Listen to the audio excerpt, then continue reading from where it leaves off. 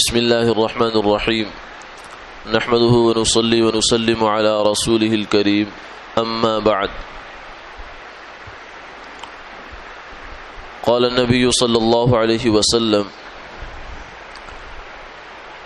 لخلوف فم الصائم أطيب عند الله من ريح المسك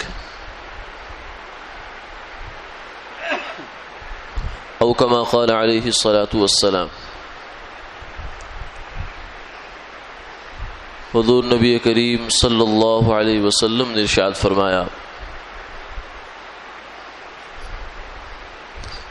کہ روزہ دار کے منہ کی بو اللہ کے ہاں مشک کی خوشبو سے زیادہ پسندیدہ ہے۔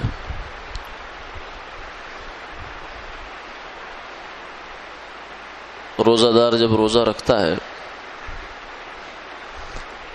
تو معدہ جب خالی ہو جاتا ہے تو خالی معدے سے بسا اوقات ایک بساند سی اٹھتی ہے، یہ قدر ناگوار قسم کی خوشبو ہوتی ہے جو خالی پیٹ ہونے کی وجہ سے وہاں سے اٹھتی ہے۔ تو اس بو کے بارے میں فرمایا کہ روزے دار کی یہ بو اللہ کو مشک اور عنبر سے زیادہ پسندیدہ ہے۔ یہ اصل میں محبت کی بات ہے۔ از محبت تلخہا شیریں بود، فرمایا کہ محبت سے کڑوی چیزیں بھی میٹھی ہو جاتی ہیں، اور محبت میں عیب بھی ہنر بن جاتا ہے، خوبی بن جاتا ہے۔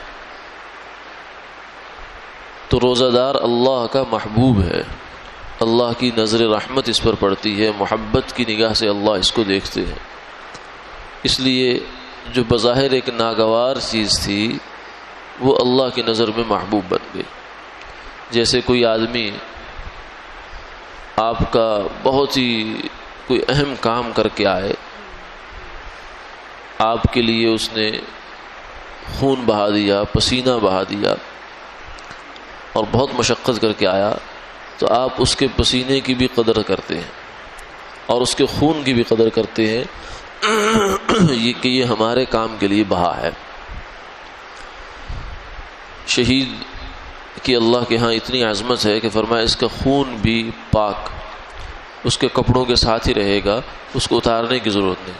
عام آدمی کا خون ناپاک چیز ہے، لیکن شہید اللہ کے ہاں اتنا بلند مرتبہ حاصل کرتا ہے کہ اس کا خون پاک سمجھا جاتا ہے، بلکہ وہ فرمایا کہ لونہ لون الدم، کہ یہ رنگ اس کا خون کا ہے، ورنہ اصل میں اللہ کے ہاں یہ مشک اور کستوری سے بھی زیادہ قیمتی ہو چکا ہے۔ تو اسی طریقے سے روزہ دار بھی اللہ کا محبوب ہوتا ہے، اتنا محبوب ہوتا ہے کہ اس کے منہ کے اندر سے اٹھنے والی بو بھی اللہ کو مشک اور عنبر سے زیادہ پسندیدہ ہے۔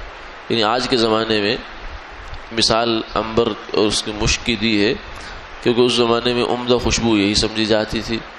آج کے زمانے میں آپ نے اس کو اگر بیان کرنا ہو تو یوں کہہ سکتے ہیں کہ ہمارے نزدیک سب سے عمدہ جو خوشبو ہے آپ اس کو ذہن میں رکھیں، مہنگی سے مہنگی، قیمتی سے قیمتی، عمدہ سے عمدہ خوشبو ذہن میں رکھیں، اور پھر اس کے ساتھ تقابل کر کے دیکھیں کہ روزے دار کے معدے سے اٹھنے والی جو بساند ہے یہ اللہ کے ہاں آپ کو جتنی یہ خوشبو پسند ہے اس سے زیادہ پسند ہے، کیونکہ اللہ تعالیٰ روزہ سراپا اخلاص ہے۔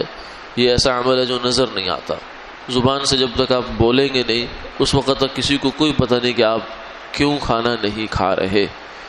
تو یہ سراپا اخلاص ہے، بالکل نظر آنے والا کوئی عمل ہی نہیں اس کے اندر۔ تلاوت ہے، ذکر ہے، نماز ہے، یہ سب کرتے ہوئے دوسرا آدمی آپ کو دیکھ سکتا ہے کہ یہ کام کیا کر رہا ہے۔ وہاں اخلاص کرنا، پیدا کرنا اور نیت کو درست رکھنا یہ تھوڑا مشکل کام ہے، لیکن روزہ تو ہے ہی سارا سراپا اخلاص، یعنی نیت ہی کا سارا نام ہے۔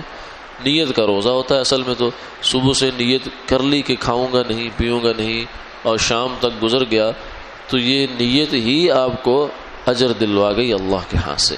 اس لیے رمضان المبارک کے روزے بالخصوص اس میں تو اس چیز کا بہت اہتمام ہو جائے کہ بغیر کسی شدید عذر کے، جہاں شریعت اجازت دیتی ہے وہاں رمضان کا روزہ اس کے بغیر نہ چھوڑا جائے۔ اللہ تعالیٰ عمل کی توفیق عطا فرمائے۔